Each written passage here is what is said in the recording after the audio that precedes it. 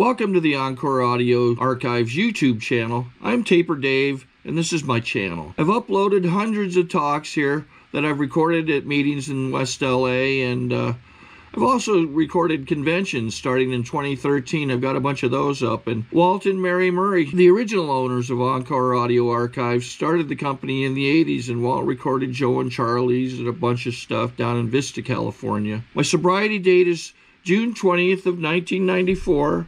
I hope you find something you like, so please like and subscribe to my channel and comment down below. If you want to hear something that I don't have or that you don't see, I'll see that I get it. Anyways, take care and have a great day if you want to. God, that's a long walk. Hello, everybody. My name is Penny, and I am a very grateful alcoholic. That's the longest damn walk. I suppose I could have gone the short way, right? Nah. I'm very grateful to be here tonight, and I would like to thank the person that gave me my cake tonight. She and I have walked together on this path for 10 years, and I was very grateful to give her a 10-year cake just last week, and that is a gift to the program of Alcoholics Anonymous. I never kept friends for 10 years, 10 minutes, 10 days, 10 weeks. Get real. And not only that, we have allowed each other to know who we really are. Thank you, Jonathan. As I said, my name is Penny, and I am a very grateful alcoholic. And I didn't get to Alcoholics Anonymous by being a good guy. I haven't been a good guy since I got to Alcoholics Anonymous. What the hell, nothing's changed. For people like me in emotional moments like this, there's formats like what it used to be like, what happened, and what it's like now, and I hope to God you can see a difference. I wish that was an original line, too. I was born and raised not very far from here, in Brentwood. And I am the child of a pioneer in television, and I am the grandchild of a pioneer in motion pictures. And that was the poor relations of my family. And my mother came from about 5 generations of the bluest blood in town, and that was newspaper money, and that's sort of where I came from, you know. And if that turned you off, because what you think is, if I just had a little money, property, and prestige, and if they woulda, and if I coulda, and all that stuff, I never would have been an alcoholic. Let me tell you something. Alcoholism does not run in my family. It gallops. Doesn't miss anybody. I am the only sober member of Alcoholics Anonymous. When I got sober, and this is sort of skipping ahead a little bit, I called my mother, and I told her that I had joined Alcoholics Anonymous, and her response was, "Oh, Penny, haven't you done enough?" Yes, I have. See, we don't get sober in the family. As a matter of fact, you're not really an alcoholic until we're all walking by the casket at the funeral. Must have been an alcoholic. Died drunk. What do you know? Anyway, I don't want to get hung up in my story tonight because I got something more special to talk about, and that's sobriety and what we do after we get here. But to identify a little bit, I was born angry and never got over it. I committed the original sin when I got born. I got born damaged goods. And, you know, the beautiful people of this world, they don't have damaged kids. Did you know that?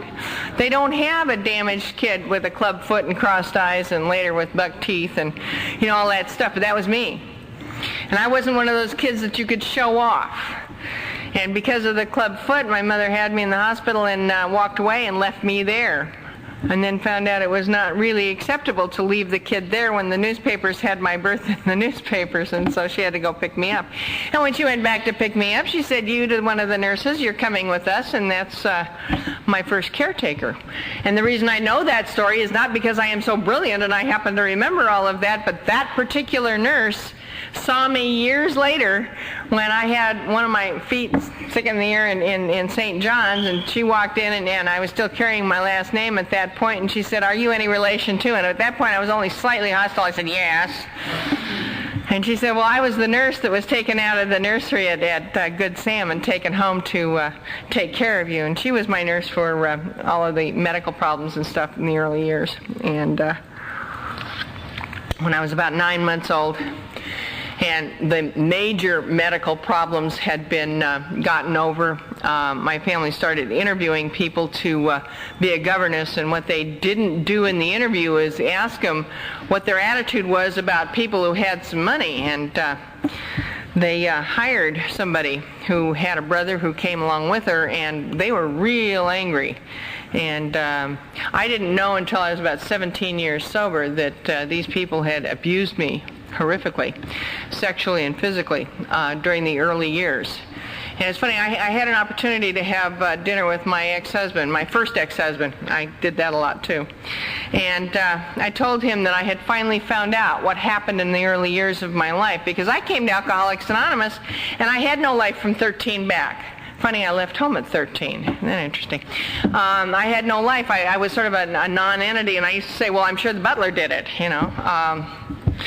I told him this story, and he said, so that's what it was.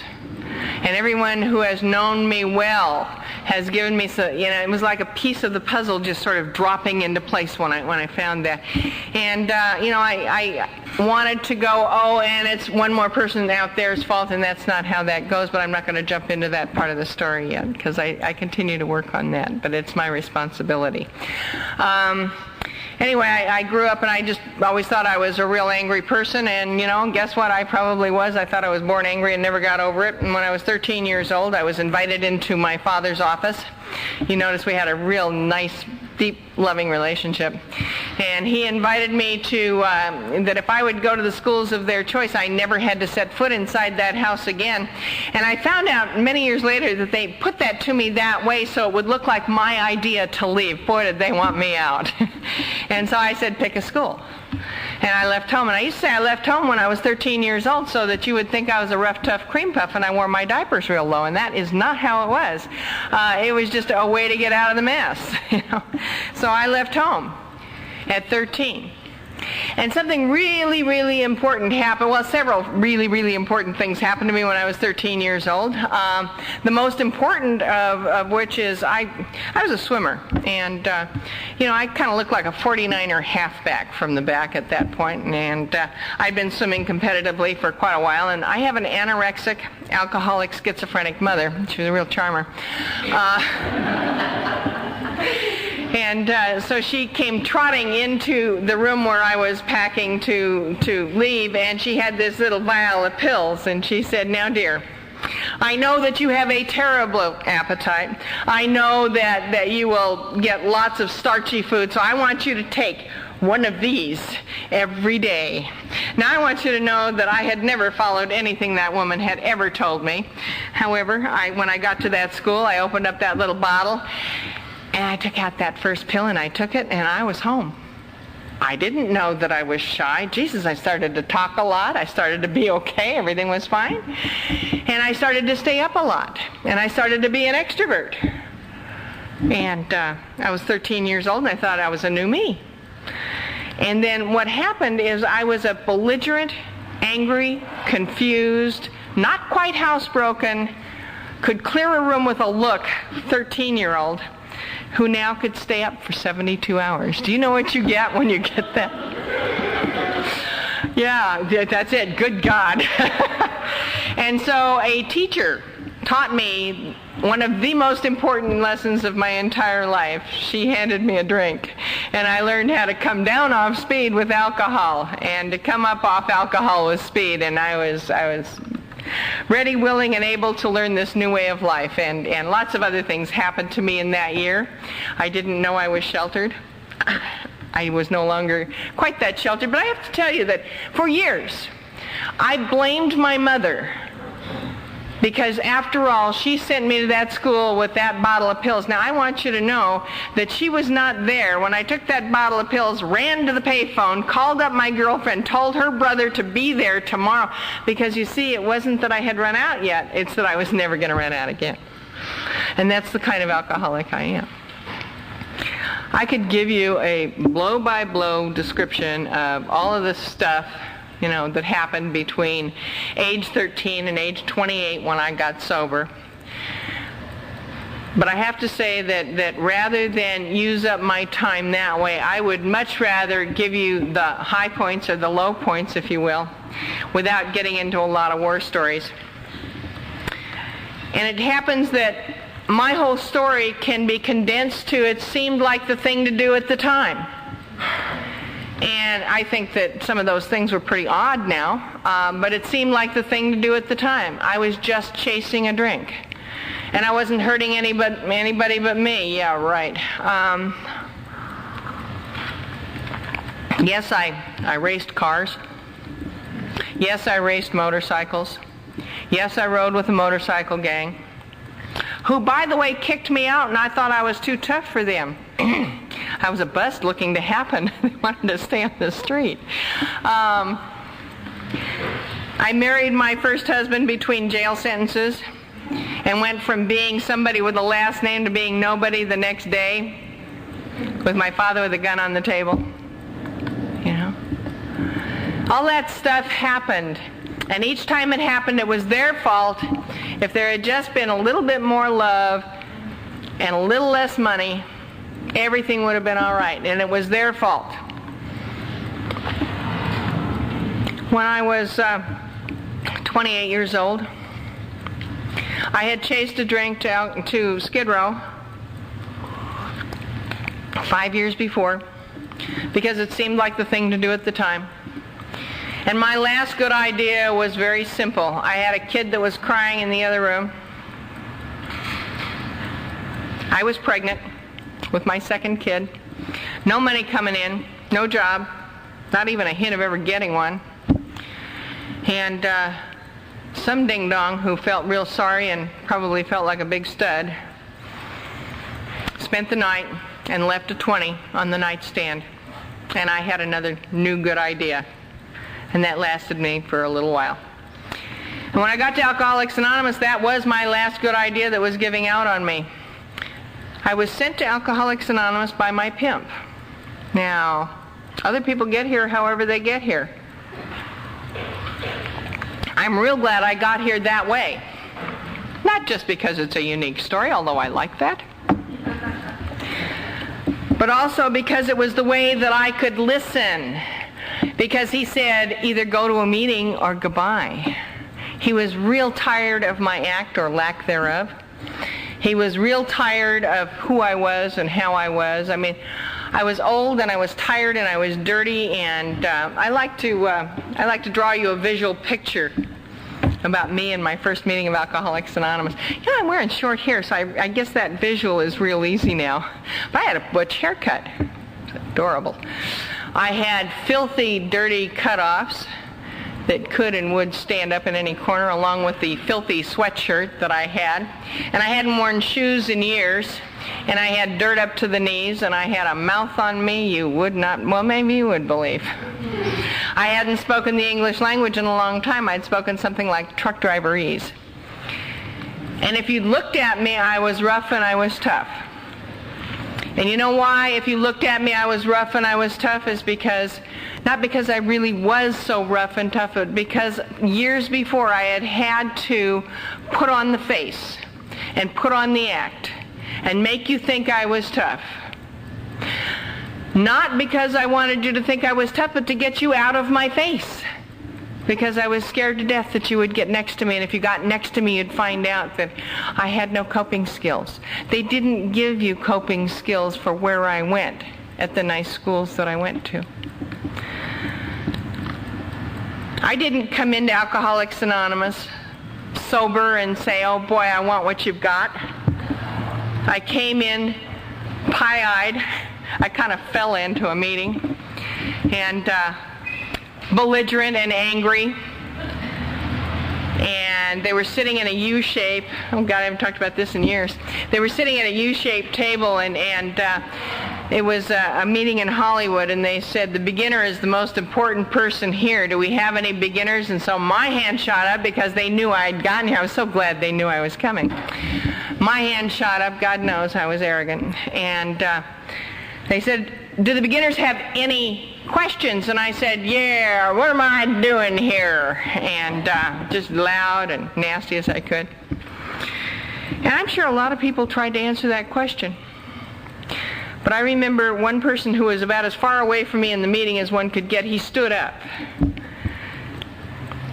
And he said, lady, if you don't know what you're doing in a meeting of Alcoholics Anonymous, why don't you get out in that gutter that you just rolled in from and get a little dirtier and a little more scraped up and a little more battered and come back in here, and you'll know why you're in a meeting of Alcoholics Anonymous, and you'll appreciate it.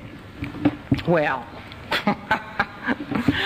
this is really going to surprise you, but you know what I got? I got a resentment. God knows, I'd never had one before. I got a resentment, and I thought, don't they know who I am? Well, obviously, God knew who I was and gave me the right answer, because I hung out to prove this turkey wrong. After the meeting, this same guy came up and in a very nice, quiet voice whispered in my ear, you know, we have a place for people like you. I should have known right off. Oh God, don't ever do anything where they say, have we got a place for you? And he told me about the 202 Club in Pasadena.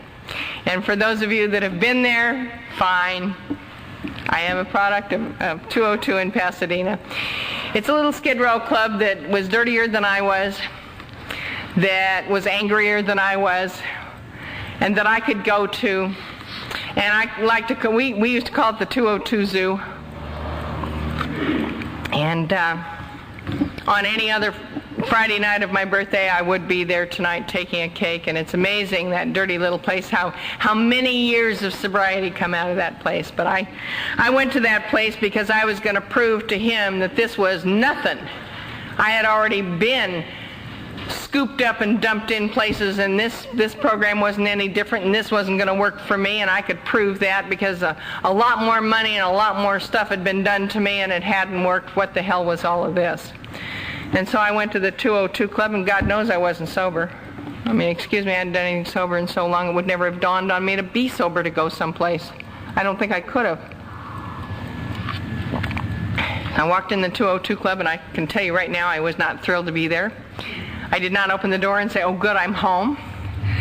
I looked at it and I said, oh my God, what have I come to? And again, it was everybody else's fault. But I decided to stay for a very simple reason. You know, God did for me what I could not do for myself. I told you how I was making my living, and they looked a lot cleaner in there than what I was getting out on the street. And you know what? They had a payphone in the back, which suited my needs just fine. Thank you very much. Those things were important to me, and God did for me what I could not do for myself. I hung out there for about 6 months, and I kind of got it that you guys were about steps and about sobriety. I didn't get it that you were about steps. I got it that you were about sobriety. And one night I had 10 days. Well, I'd gotten 10 days. I get 10 days. I can get 10 days again. I can get 10 days a lot. And one day I had 10 days again, and I was never going to get the 11th day. I knew I wasn't going to get the 11th day.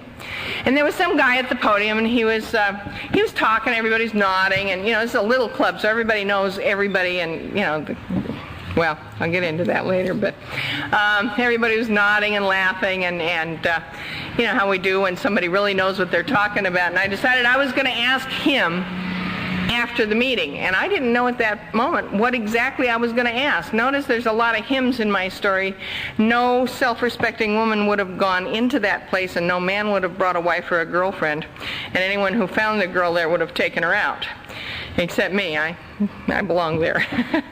And so I walked up to him after the meeting, and I looked him square in the eye, and I said, how come they're making it and I'm not? I thought it was an important question, because after all, don't you know who I am? And he looked at me and he asked me the most important question I've ever been asked in a meeting of Alcoholics Anonymous. He asked me, have you ever tried at working the steps? And I have to tell you that I looked at him and I said, what steps? I hadn't heard a thing about steps. Then he asked me another very, very important question. He asked me, do you have a sponsor? Now, that's an important question. And I can answer that question now. If anybody asks me how you get a sponsor, I can give you lots of things about how you get a sponsor. But God did for me what I could not do for myself. Because I looked at him and I said, yeah, you. Now I had a sponsor. Big deal. What was a sponsor? And then he asked me another question which was very important to me. Not important to you, not important to Alcoholics Anonymous, but he asked me the question, he said, your place or mine? Now, this is very important because I didn't have indoor plumbing, and I suggested that if we wanted indoor plumbing, it was going to have to be his place. And we are talking about my third ex-husband here. Yes, I did marry my sponsor. And that's very important because God did for me what I could not do for myself. You know, you have my permission at this point to start taking my inventory and listening to all those things that I did that are not a real good idea in Alcoholics Anonymous. And if you get into a lot of finger pointing, thinking about all those things, oh, look what she did, you're going to miss the point. And the point is that God did for me what I could not do for myself, and somehow or other God kept me sober. Sometimes I think so that I could be an example that you don't have to do that stuff. I mean, you know, yes, I married my sponsor, but I've also stayed sober long enough to have married one of my babies. You know, equal results. What the hell? I didn't get here to get good. It's a good thing. I tell that story, and yes, there's a bit of levity to it now, although it was not, there wasn't at the time. Because I think that it's very important. Because that man taught me something that is so vital. And he taught it to me right then and right there. He took me to his house and he pulled down the big book of Alcoholics Anonymous, and let me tell you how I got the 11th day of sobriety. We read Chapter 3, more about alcoholism. The discussion in the big book of Alcoholics Anonymous about step 1. We admitted we were powerless over alcohol, that our lives had become unmanageable. And he didn't say, you're a moral leper, you can't drink. He suggested that I might have an allergy to alcohol. And then all those times when I said I needed to do it right, and I needed to do it better, and I needed to do it like a lady, I've never figured out what that was, but I needed to do it like a lady, or whatever in the hell it was that I thought, it wasn't anything like that. It was about being powerless over alcohol, and that when I took a drink of alcohol, what happened is the allergy. The allergy came up, and the allergy took a drink. The allergy was active, and I had to have a drink. It wasn't about the allergy was active and I could make a choice about whether I was going to drink or not. Thank you very much. No. And he asked me to talk about my cycle of things, of what I did. And then he talked a little bit about his cycle of things, and what he did when he drank.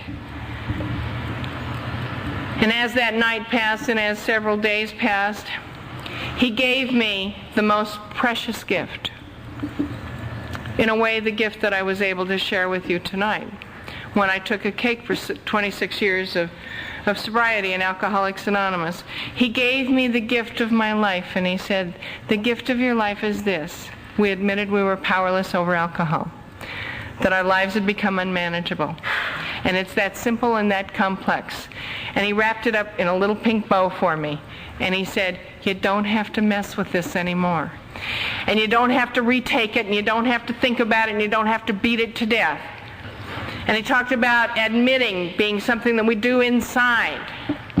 We admitted we were powerless over alcohol. That man introduced me to all 12 steps. And he introduced them to me in a way that God did for me what I could not do for myself. He did not beat me up with them. He introduced me to them and allowed me to take them. And yes, he was my sponsor.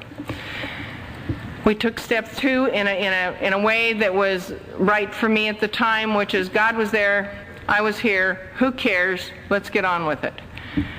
I mean, I couldn't deal with God. So he suggested maybe that I ought to take a third step. Well, what the hell's a third step?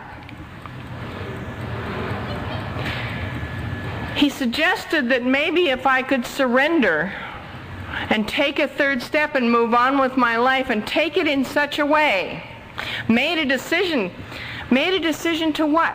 Made a decision to pick up a pencil and a paper that were given to me by God and write my 4th step and dump my 5th step and take 6 and 7. Because in 6 and 7 then I got a life. You know, it's real funny. I know this now. I didn't know it then.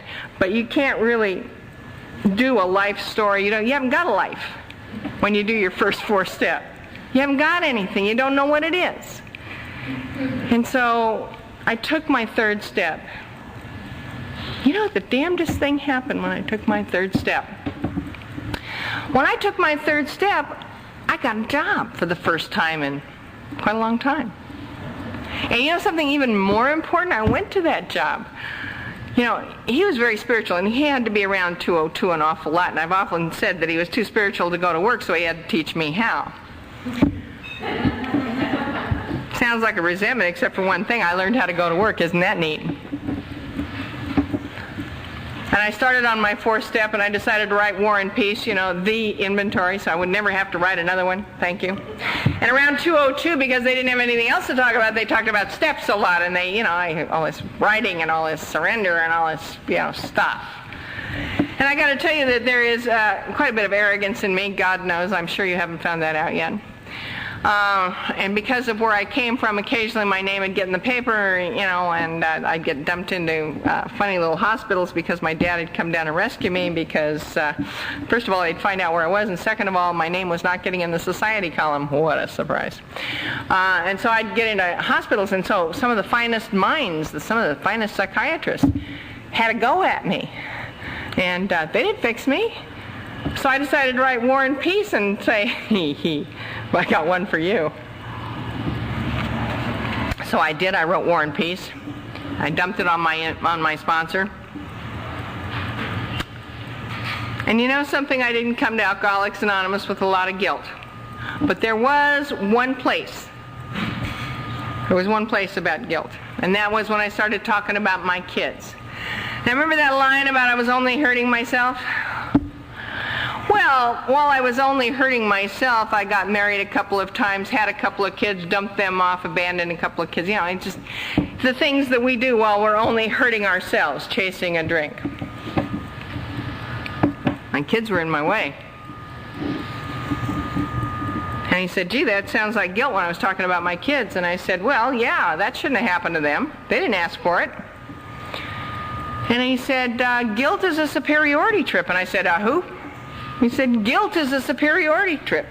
Guilt is that place where we think we know better how the earth should work and how things should work and how people's lives should work and how things should happen better than God does. And if you think about it, while I'm out there running the universe and deciding what's good and bad for kids that I haven't even raised, that is a bit arrogant, isn't it?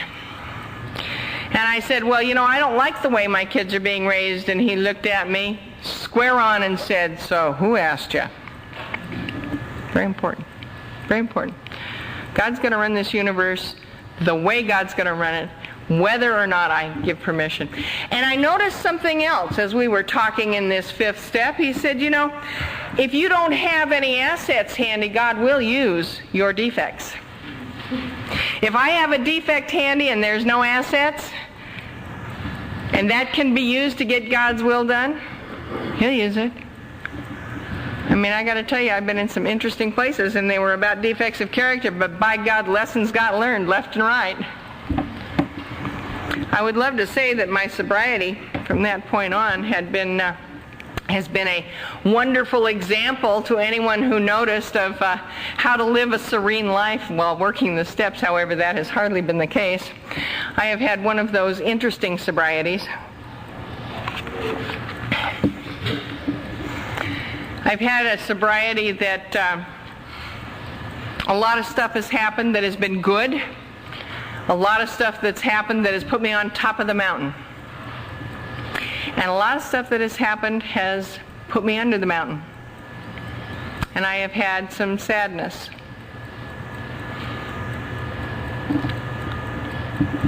You know, Johnny, there's no way around it. I'm going to have to talk about it. Tonight, Johnny took me out to dinner for my birthday. And I guess maybe I need to segue into this just a little bit. I got into a relationship after I had married and divorced this sponsor that the man had the sense to leave me. And I got back into this relationship, and he just decided that I needed to move over to this side of town. And I moved over to this side of town, and damnedest thing happened. I stayed in that relationship for a long time. And when I was 5 years sober, he had his first open heart surgery. And we survived that, but he had this crazy goddamn idea that he needed to put me through some school. And because I didn't have any kind of a trade that he wanted to think about after he was gone that I was going to go back to support myself. And so he put me through SC. And I graduated magna cum laude with a degree in psychology in 1980.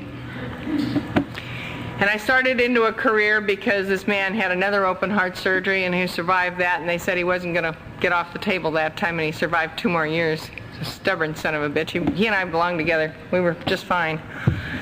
But on February the 11th, 1983, he died. We'd had 10 sober years together. And during those 10 sober years, he'd run a restaurant over here in Playa Del Rey. And I'd had a good life. I had had the kind of a life that I said was for other people, that I was never going to have that life myself. That was for you guys who knew how to do it right.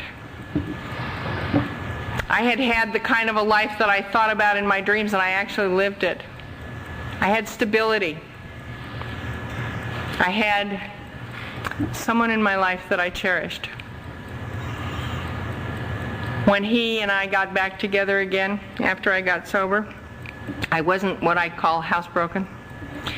And that man put up with my temper tantrums about I will not. What do you mean I have to? Who died and left you, God? I mean, I was really not a nice person. And 10 years later, we had this relationship that was interdependent, that I knew for the first time in my life that I had been cherished. And the day before he died, on February the 10th, 1983, I would have told you, yes, that man is terminally ill, and he is going to die, and I know that. However, when he does, I reserve the right to have a temper tantrum. I will do everything short of getting drunk. I have the program of Alcoholics Anonymous. And the day he died, I have to tell you that I started leaning on my friends, and I started doing all of the things that I knew were the right things to do, and I started talking about it and walking through it and doing all that stuff. But here I was back here. I was telling you all these things while I was back here just talking, and I was sliding down into a deep, deep, deep depression. On my 13th AA birthday, May the 2nd, 1983, I was signed into Cedars. And although it was a voluntary sign-in, I was very suicidal. I didn't want to be here. I didn't want sloppy seconds. I had reverted to type. I was a very angry, very suicidal human being. 6 months later, because I was in the locked unit for 6 months, 6 months later I came out and I had found out what was the matter. And I can talk about it now, although I don't think I could have articulated it at the time. I had gotten into some complacency. Faced with podium do X, faced with paper write inventory. Forgive everybody, nobody's fault, don't feel feelings. I'd started using the 3rd step of Alcoholics Anonymous as a new denial tool. Well, yeah, I hate my mother and she hates me, but it's God's business. You are what you are. Yeah. All that wonderful stuff. And I had to go back and rework all that stuff.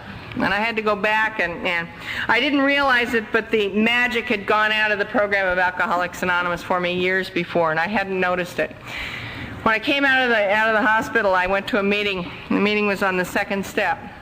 Yeah, I bet it's 2nd step. I was about to leave and something made me stay.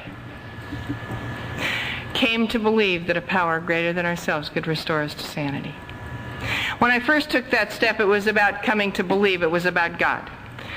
This time it was about restoring me to sanity. This time it was about the fact that God had given the tools for me to be a sober, sane member of Alcoholics Anonymous. I still, to this day, will tell you right now that if you really want to see me get angry, go to a second step meeting and start talking about how insane we were out there and about alcohol. It's not about that.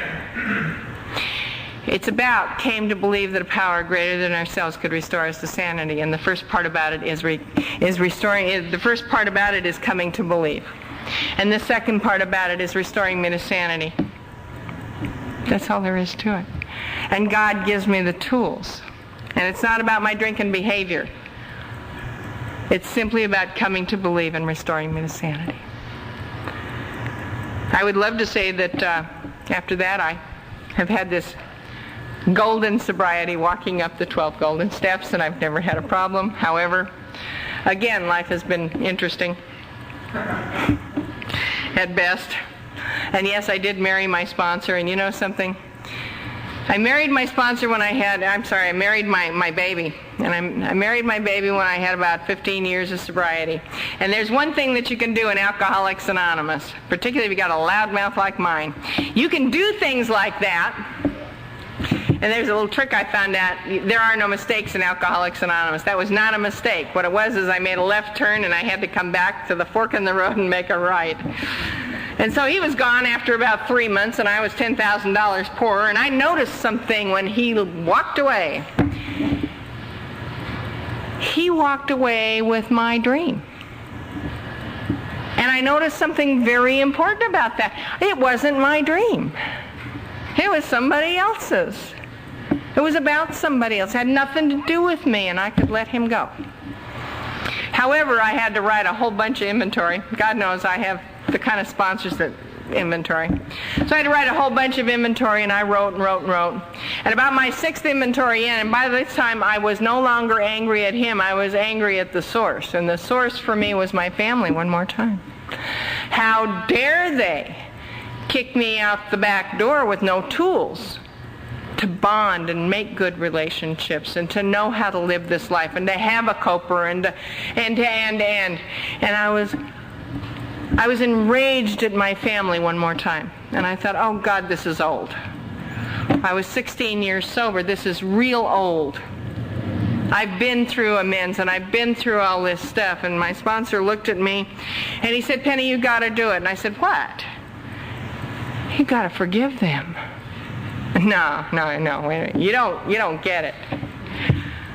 You can do anything you want, but please remember that I have this little kernel of rage inside me that keeps me moving. It got me a college degree. It gets me to work every day. It gets me up off the, if I let go of that kernel of rage, I'm going to be a pile of clothes on the floor. I'm going to be nothing. And he said, you got to do it anyway. And then he gave me one of the 2 things that he said. One is there is more power in love than in rage. And I said, that's easy for you to say.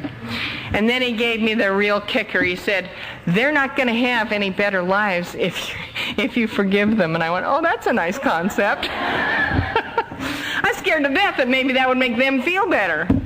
It was for me, not for them. And I went home. And only because he convinced me yet again that he was not doing something against me and he would never hurt me and he would never ask me to do something that would hurt myself, I prayed for the willingness to become willing to forgive them. About 2 weeks into that, I had a moment. And the moment was freedom. The moment was absolute freedom. It was nothing that I had ever experienced before. And in that moment of freedom, I realized that they had never done it to me. That they didn't get married, have a kid, name it Penny, and say, now let's screw it up. That's not how it happened. I got in the way of their stuff. I came into a very, very narcissistic system. with people in Hollywood and people who the outsides are everything, and I didn't have the outsides, and I got in the way of their stuff. My mother is an anorexic. I'm 6'1", and yes, I've lost 72 pounds, but we're not going to discuss my weight, no matter how much I lose. She's had to try and figure out that I'm a daughter. This little teeny anorexic woman. And I looked at that and I thought, oh my God, she didn't do it to me. Neither one of them did it to me. And in that moment I had freedom. I had the most incredible sense that no longer did I wait for other people to come into my life to give me good stuff so I could feel good. You know, the guy, the person, the relationship. What I had is I became whole. And when you came to me, you visited my wholeness. And I was very fortunate because you left pieces of that with me, and it added to me. But when you left, you did not take away. I did not become less than when you left me. I was still whole. That has been the most incredible gift. I mean, I walk around now, I am single. I'm one of those people that used to die if I was single for 5.5 seconds because it said I had BO and bad breath and all sorts of things. I make being single look good, and I'm glad. I have to tell you that some other things have happened, and I know I have to wind this down in just a second, but I'd like to give you a little rundown about what's happened to this born-again loser who came to Alcoholics Anonymous and who said it was their fault and I was always going to be a loser. And I think I really wanted to be a loser so I could prove to them that it was their fault. And if I was a big enough loser, maybe they'd notice that it was their fault. And that's what came to Alcoholics Anonymous, and angry and confused and belligerent with no education. I told you I got 1 degree at SC, and then after Nino died, I decided to go to law school. I finished law school. Now I'm a practicing attorney in Los Angeles. Those are the outside things. Yes, I have a nice car. Yes, I have a nice condo. Yes, yes, yes. And I was complaining to my sponsor about all I got to show for all these years of sobriety is all the outside stuff. And he said, trust me, if the insides hadn't changed, you never would have gotten the outsides. And I have to believe that. I have to believe because my insides have something different going on. I do have a wholeness. I can walk with security, knowing that my higher power is in me, giving me, with you, everything that there is. We are all one. We are all here, having worked the 12 steps of Alcoholics Anonymous. You are as whole as I am. It might be a little bit of a difference of perception about how much you know it on any given day. I didn't come up with this and suddenly I became whole. It's kind of like I didn't take the 3rd step and God said, oh, thank you, I've been waiting. It doesn't work that way. I have learned so many things in Alcoholics Anonymous. Some of them have been deep and hard-won lessons, and some of them have just been sort of passing through a day and a neat insight. But I've run out of time, and so I'll share with you the most important thing I've ever learned in Alcoholics Anonymous, and that is that I'm not bad getting good, and I'm not sick getting well. What I am is one of God's kids, learning lessons as they're given to me, and I thank you.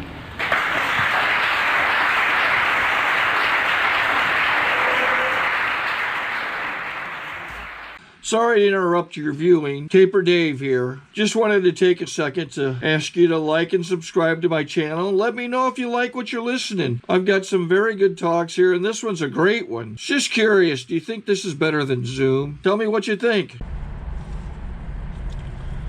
Okay, this is how I prepare my drone for launching. I like to do it inside the cab of my truck so I'm not standing outside in the weather. to install the joysticks for control, up and down, right and left, powered on. I have an Android phone that I use to connect it to the drone with, and it's actually controlled through the iPhone, through an app.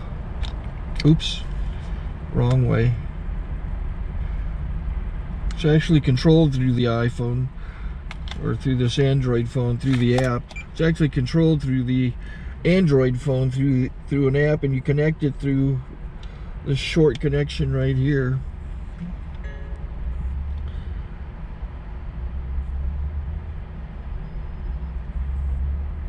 Remote control connected.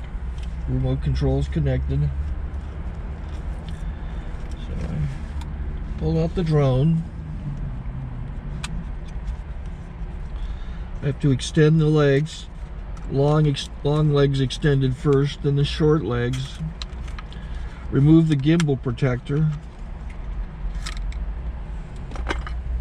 Set that aside, then power it on one short burst and one long burst. I lay it down. So I have to go to calibrate. So the drone's not connected yet.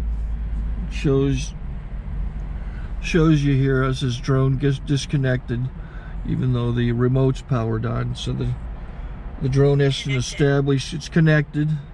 So I go into the app to calibration mode. First I'll calibrate the remote controller. Start calibration. Out, in, oop, out, in, up, down, and then this little wheel is to control the gimbal. So it's calibrated. Go to gimbal calibration, start calibration, and then it calibrates the gimbal. I don't know if that shows up. The gimbal's moving all over the place. Changes, you can see it on the video. And I'm calibrated to take off. It's acquired 7 satellites at the moment. There are 26 satellites up in the sky, which it has to acquire before you can take off. So it's connected. It's got enough satellites. This is white. I can go to press this little arrow button, swipe right to take off, and it would start the motors if I slid this to the right, but I'll wait till I get outside. Don't want to do it inside.